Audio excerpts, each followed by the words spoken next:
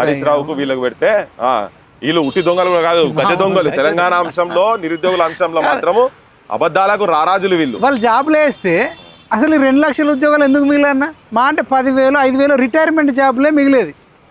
2 లక్షలు మిగిలినాయి అంటే బీఆర్ఎస్ వల్లనే మిగిలినాయి కదా. ఈ పాపం అంతా వాళ్ళది.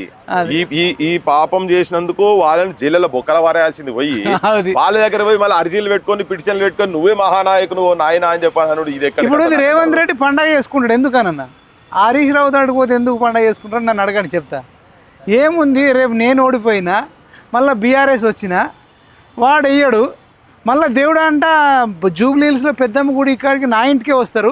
ఇప్పుడు హరీష్ రావు తోటికి పోయినోడు రేపు మళ్ళీ రేవంత్ రెడ్డి ఇంటికి నా ఇంటికి ఎందుకు రాడు అని అసలు లోపల నాకు తెలిసి పొంగిపోతుండ అనుకుంటున్నా. అసలు వీనిది అంతే, బీఆర్ఎస్ వాళ్ళది అంతే, రేవంత్ రెడ్డికి భయం పుడుతుంది. అమ్మ రేపు అధికారం పోయిన తర్వాత నన్ను కూడా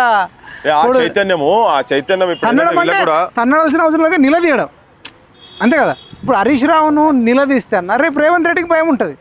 హరీష్ రావుని నెత్తి మీద ఎత్తుకుంటే రేవంత్ రెడ్డి సింపుల్. వీళ్ళు ఓడిపోయిన తర్వాత బీఆర్ఎస్ అయితే పక్కా వేయదు, మళ్ళీ దిక్కు లేకుండా నా ఇంటికే వస్తారని పండగ చేసుకుంటున్నా నేను అనుకుంటున్నా. మరి